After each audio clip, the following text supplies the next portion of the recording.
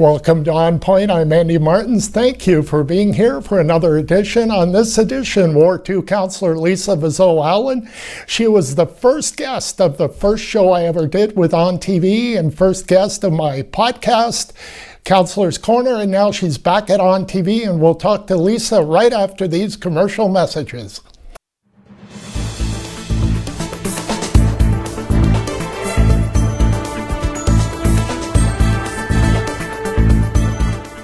Welcome to the Machine Shop, our historic venue and gathering place for friends and family. Built in 1899 on the site of a Northwest Company trading post. Today we are a go-to venue hosting many expos, concerts, weddings, and more. While you're here, choose one of our dining experiences. Enjoy a quiet dinner at the Mill Steakhouse and Wine Bar, watch a game and try wood fire oven pizza and local draft at the Boiler Room, or treat yourself every day to gelato and local coffee at the Gelato Mill. For more information on the Machine Shop, visit machineshopinc.ca.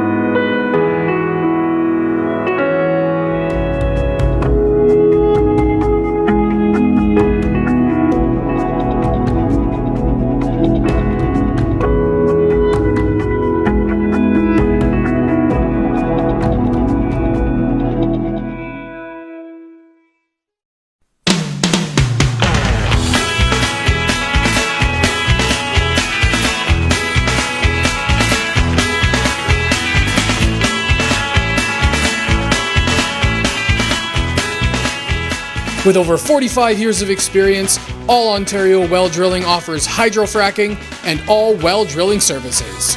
Call 705-575-8088 or 705-257-9495.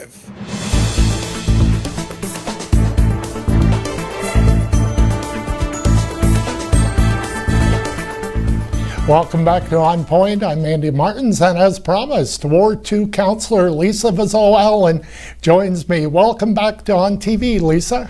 Thank you so much, Andy, and thanks for having me. No problem. Let's start with this.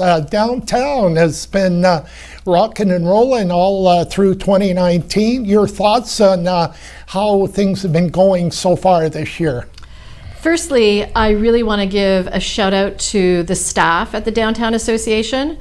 You know, really without their dedication and hard work, all of these events from, you know, the mural unveilings to the street parties would not happen. So a huge shout out to Josh and Ashlyn, our intern Emma, and all the summer students and volunteers that we have. There is another downtown street party this Thursday, which is August the 8th. And I know that they're still looking for volunteers. So if anyone has any time to give, please do. And, you know, it's not just about the street parties or, you know, people coming down for the unveilings. It's really about creating a culture and an atmosphere. And I think that is something that's really top of mind for the staff of the Downtown Association and also for the merchants. And we're seeing, you know, new businesses open.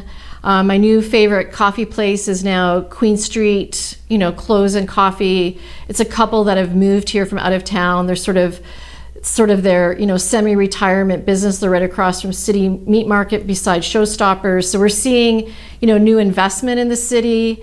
We're seeing, you know, more people coming downtown, and there's a vision and there's a plan. And, you know, I'm very, very, very excited for things that are going to start happening in our downtown and things that are happening. So, you know, the best that we can all do as a community is, you know, get out and have some fun and discover some of the new places that are downtown and participate in some of the special events. Great, yeah, and kudos to you and Councillor Dufour as well, because I remember that town hall meeting you had in the soup kitchen. You guys have been hands-on with all the partners as far as Ward 2 is concerned.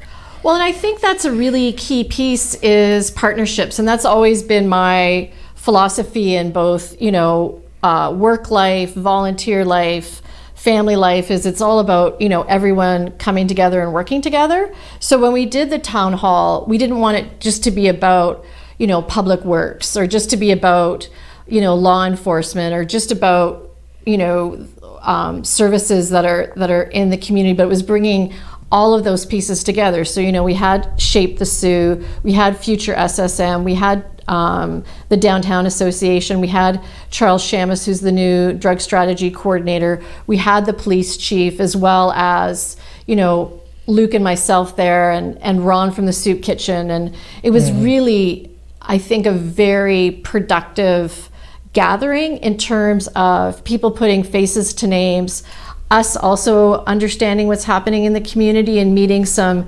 community members, and it really created a great springboard moving forward into what not just Ward 2 needs, but what our community needs as a whole. And that's something, a model we're definitely going to look at doing again, and really want to thank Ron and the Soup Kitchen for allowing us to be in their space. And that was really key, I think, also to bring people into one of our critical services in not just our ward, but also in the city. Before we leave the downtown subject, Lisa, is there anything else the viewers can expect to see in the remaining months of 2019? Well, there are plans moving forward to create, with the Bay Street beautification, there's also planning for Queen Street, and I think we'll probably see some more solid plans come forth. And it's very much a approach on both, city and city planning, Future SSM, Downtown Association. So it's really creating an environment where everyone has input, and we're looking at not just what we feel, as ward councillors that the downtown needs, but also talking to other community members to make sure that, plans moving forward really are in sync with what our downtown needs, what our downtown residents need, what our downtown businesses need. So I think we will be seeing some, more formalized plans moving forward. And, a big part of that is the team at Future SSM, and they are working really closely with Josh and Ashlyn and the Downtown Association. I think that's a really great combination of both talents and perspectives to create a downtown that all of us can be proud of. Awesome. And Bay Street really needed to be a piece of this, didn't it, for the downtown? Definitely. So I was at the Roger Brooks presentation at the machine shop, and it was really about, two of his, I think, key takeaways was that, we really don't monetize our waterfront. Our waterfront is such a beautiful treasure in our community. So if you're on Queen Street, there's not that natural flow or connection to the water.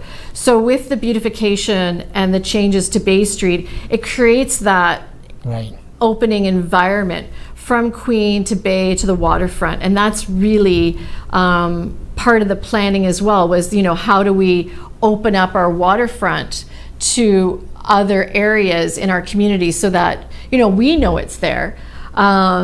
But how do we make sure that newcomers and visitors, and also people that may not access the waterfront on a regular basis, have more inclination to do so? So I think that's all really part of a good plan moving forward, is we're taking a look at all these key pieces, and the Roger Brooks presentation and study was definitely a key piece of that moving forward as far as planning. And people, the viewers, will see when Bay Street is finished later this year, at the end of the year, they'll see how that will open up the waterfront. Definitely. And I mean, it's not enjoyable to be dealing with construction at all. I remember when I lived on Forest Avenue and it was, completely redone. I went through the same thing like the residents on Simpson Street did. Now it's Leo and we've got Bay. So, to have some gain, there is going to be some pain. And we really, appreciate the patience of people that need to access Bay Street. And really what I've been doing is I've been driving along St. Mary's River Drive, which is really beautiful. So I've been driving along our waterfront to, reconnect to where I need to go, and rather than taking Bay. So I think that's a positive as well. We might be having more people traveling along our waterfront that maybe would have just used Bay Street. But, we really are conscious that it does create an inconvenience to people, but I think the end result will be, very worthwhile, and it's something that, our community can definitely be proud of once we get through the growing pains of construction in the summer. Am I correct that that project on Bay Street should be finished sometime towards the end of the year? Hopefully, Andy, it all depends. I am not a construction expert. That would be a good question for my ward mate, Luke. But he is the construction guy. He is the construction guy.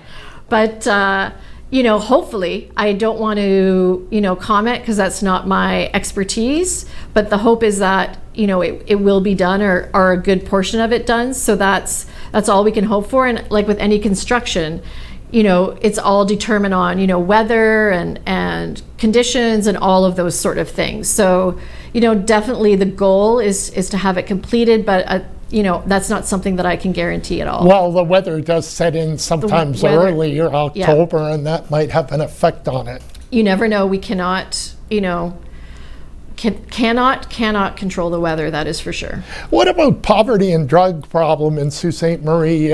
You wanted to, you've always had good thoughts about this subject, where it's going.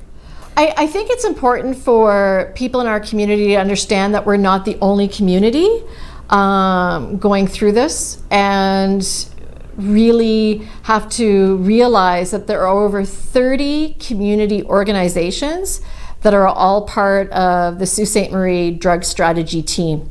So people are working together, they're working for solutions, and there is a Facebook page. It's the Sault Ste. Marie and Area Drug Strategy, and on that there are events and programs that are listed that I really encourage everyone to go on. You don't need to be on Facebook, you can just search them on Facebook. There's going to be, caregiver workshops, there is an initial drug strategy plan.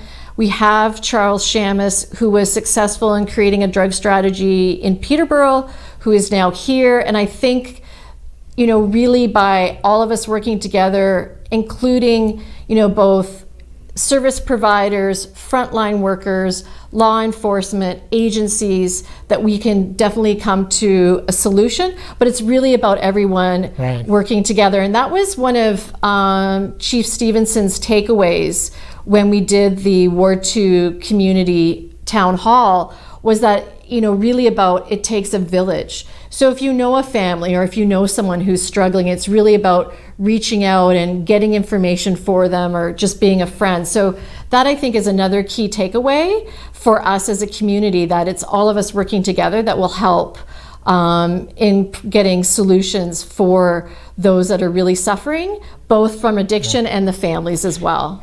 Great. Thanks, Lisa. We'll stay right there. We'll take a commercial break, and we'll be back with Ward 2 Councillor Lisa Vezeau-Allen right after these messages.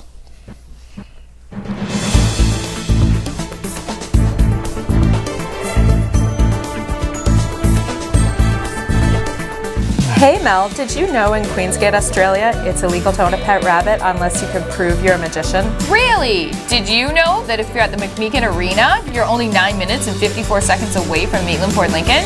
It's closer than you think.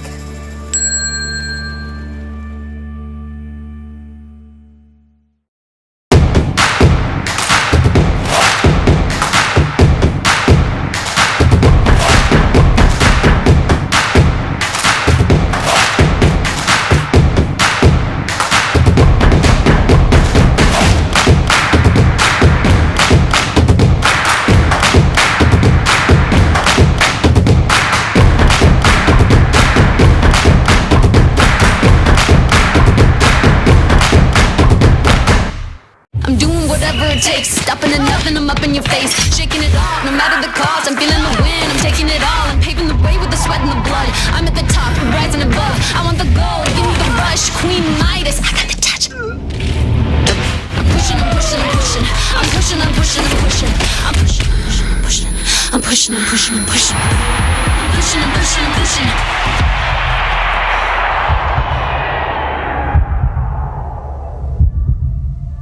At Maitland Ford Lincoln, we see our trucks everywhere. We see them on Queen Street, Lake Street, North Street, Bay Street, 2nd line, 3rd line, 4th line, Pine Street, Great Northern People's Road, Wellington, Cora Road, Bruce Street, Carmen's Way, Northern Ave, Trunk Road. Folks come from all over Algoma District and beyond to buy their truck at Maitland Ford Lincoln. Amazing prices, outstanding service. King Street, Shannon Road, Goulet Bay, Black Road, Everman Road, and even on Pine Shores. Yep, our trucks are everywhere. Get yours at Maitland Ford Lincoln, built for Northern life, on Great Northern Road, just north of the hospital.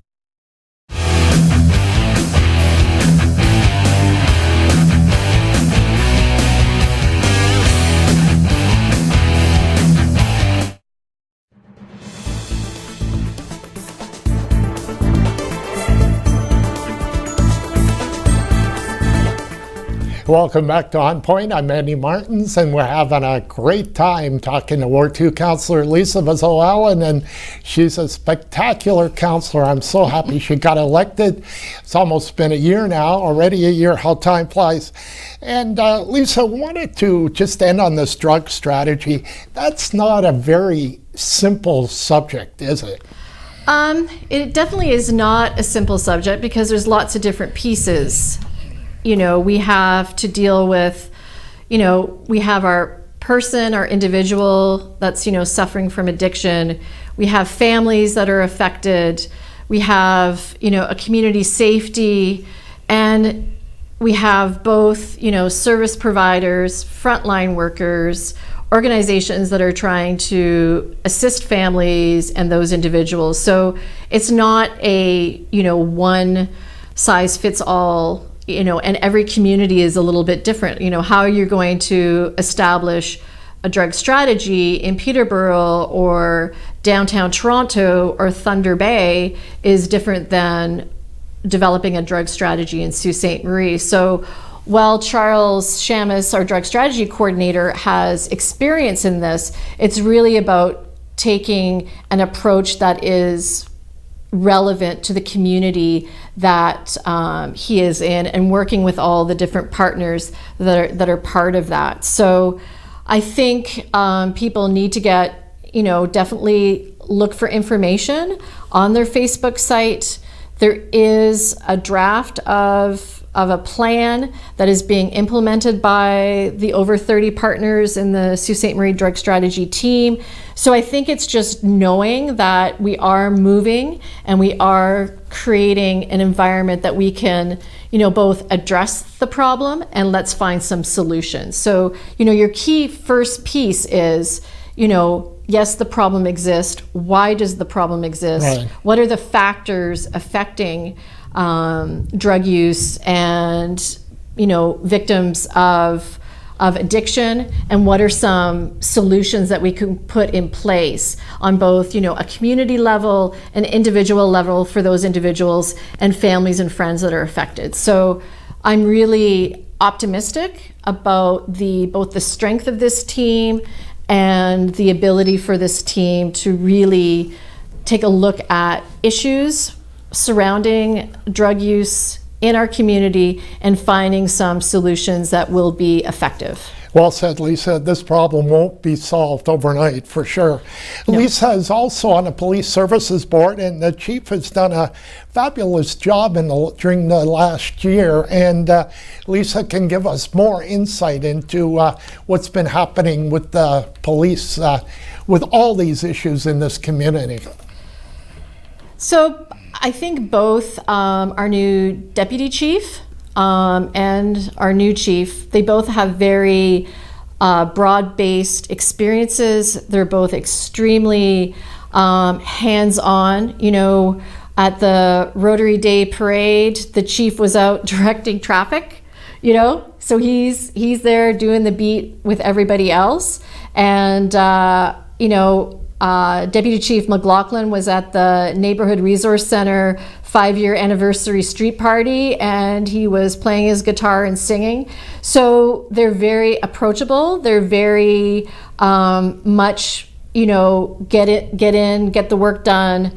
and really about connecting with their community. And another, one of the key pieces of connecting with community was creating the jump station at the Station Mall. So we do have, it's not an office that the public can go to. It's not where you go report or things like that, but it has a spot where officers can take their break, they can store equipment such as bicycles and things like that. It also creates a space for, the Crime Stoppers volunteers as well. So, if you're getting a call and, we have someone that's, got their car parked or their bike, an officer, and they're at, the Station Mall office, then it creates an easier route if they're getting called to somewhere in the downtown area.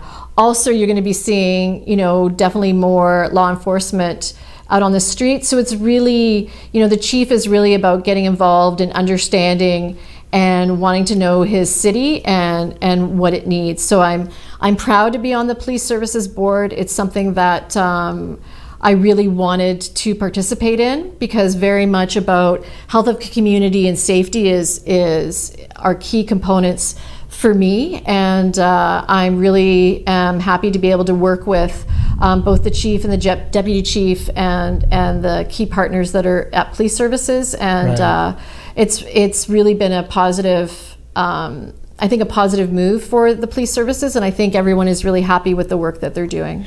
It's not as though the problems will all go away and it'll be everybody will live happily ever after, but the chief is showing he's part of the group. He's the leader, but he's not afraid to get his hands dirty, kind of thing. No, exactly, and I think that's what creates good leadership. I think, one of the key aspects of any good leader is that you're willing to do what everyone else is doing. I helped set up for the downtown street party a couple of weeks ago. I was lugging chairs and tables, and luckily I have a flexible schedule and I can do that. But I think that's our job as leaders in our community, is not just to be on TV shows or have your picture in the paper, but also be out there with staff and volunteers and lug chairs and pick up garbage and do what you can. I think that's the other part of showing leadership and showing support for people that you surround yourself with.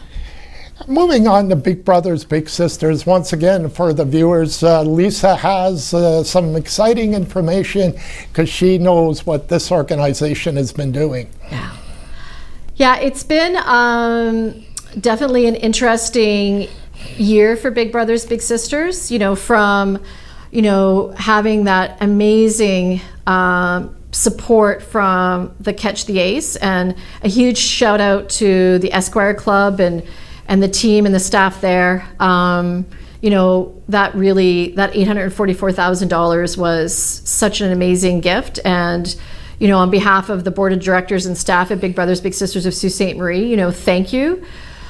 Moving forward with that, a few things needed to happen. I voluntarily resigned as the executive director and ran and led the restructuring committee, where we had community members that were very much invested in Big Brothers Big Sisters, and I'm really happy to announce that we've got an amazing and really fruitful plan in cooperation with the Alcohol Gaming Commission of Ontario. We're moving forward. We're in a really good spot right now. We've just hired a new case manager, April McBride. She came from the Canadian Red Cross, and we're really excited to have April on board.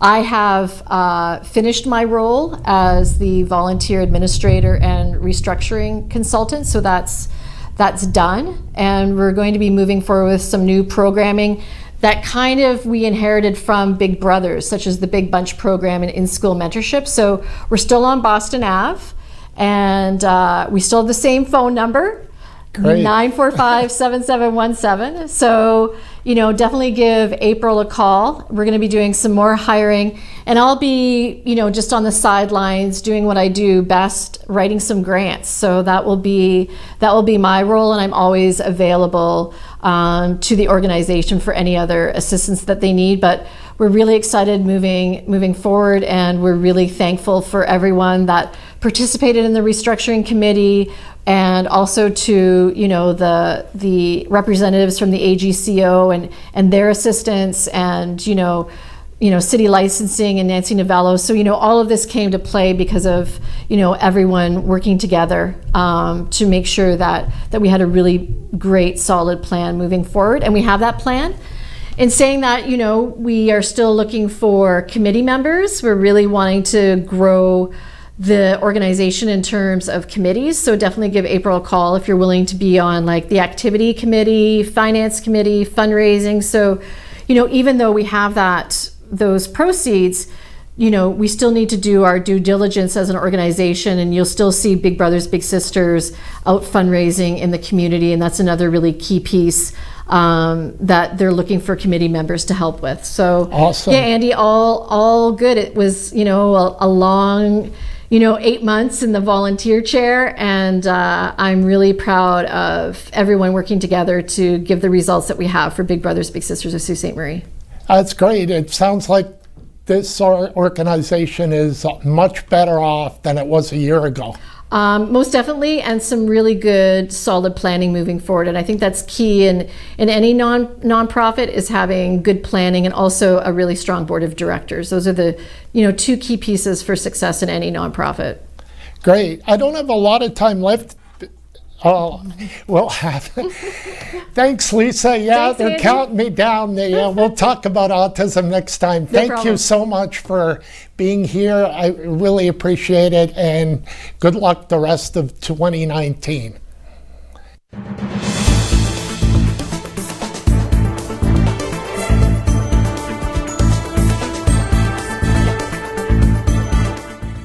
Imagine knowing about incidents, closures, and road work all before starting your trip. Ontario 511 lets you know before you go. You can get real-time information directly from the Ministry of Transportation, because the more you know, the easier it is for you to go. And spend the time doing the things that matter most. They served to protect our homes. Now many are homeless. They fought for our way of life. Now many are fighting personal battles of their own. They answered the call for our country. Now we honor them by serving our communities. Help us help Canada's veterans. Become a Legion member today. He fell. Whoa, I'm not driving. I'm way too stoned. How are you feeling, Veer? Oh, since we had that talk, I'm not driving tonight at all. What about you, Dave? You only had a couple of drinks. And only a couple of puffs. I don't drink and drive. No way I'm getting behind the wheel when I smoked weed, too. How are we getting home, then? Oh, you can drive, Dave. Come on, Dave. Take one for the team, buddy. Don't let weed and alcohol influence your decision to drive. Yeah, I need a ride. I am a mother, and I am a sister. I'm a father. A wife, a daughter. I'm Somali lady. I can very proudly say that I'm a teacher. A social worker. I'm a human being. I have a dream to be free. And I wish we live in the world full of peace.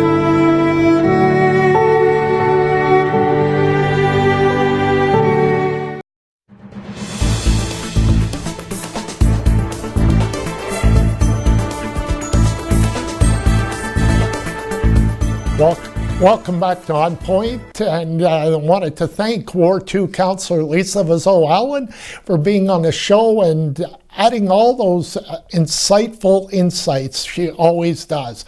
On the next edition of ONNPoint, we have Mr. KC Security, so stay tuned for that. I'm Andy Martins for ONNPoint. Until next time, take care, have a great day.